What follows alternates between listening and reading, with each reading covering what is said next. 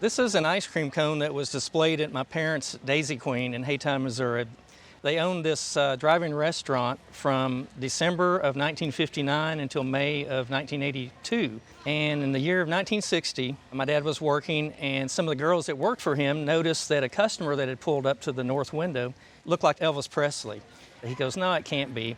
So he walked up to the window and raised it and said, "Excuse me, sir, can you settle an argument? These girls think you're Elvis Presley. Would you tell them you're not?" He goes, "No, sir, I am Elvis Presley." He pulled out his billfold, showed him his driver's license. It said Elvis Presley, Memphis, Tennessee. Wow. He had flown from California to St. Louis and rented a Cadillac, him and his cousin, Gene Smith. The reason they flew into St. Louis was to avoid the fans and media at the airport in Memphis. And they'd stop for lunch at my parents' drive-in restaurant. While he was there, my dad got to talking to him. He said he was very polite, and he asked for his autograph. And this was on display in the Daisy Queen. And Elvis signed it with a grease pencil that my dad had. And he looked at it, he said, "I don't really like the signature. Can I do it again?" And my dad said, "Do it as many times as you want to." So he signed it twice. Wow. And it was on display in our Daisy Queen for several years, probably 8 or 10 years. So the grease and the smoke from the food being cooked kind of discolored it.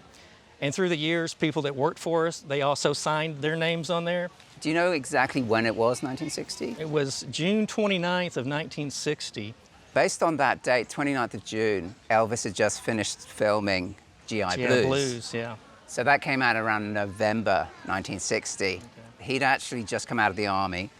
This was his first movie after coming out of the Army, so there was a lot of fuss about him. As you say, there are 2 signatures on him, which is very, very cool. Very unusual to have something signed with such a big, bold signature. And it's really nice because both of them are very, very visible. Did your father manage to ever get a photograph taken at the time with Elvis?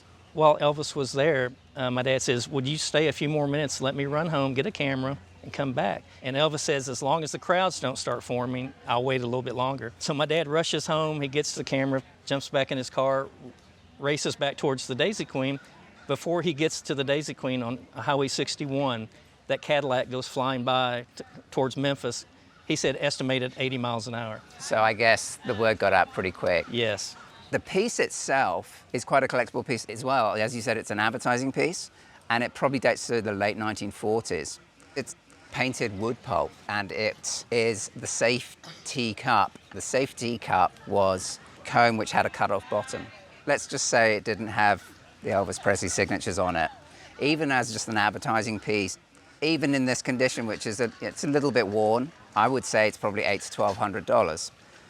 But if you add in the 2 signatures, at auction, a conservative estimate, I would say somewhere in the region of $3,000 to $5,000. Okay. Very collectible indeed. Yeah, that's great.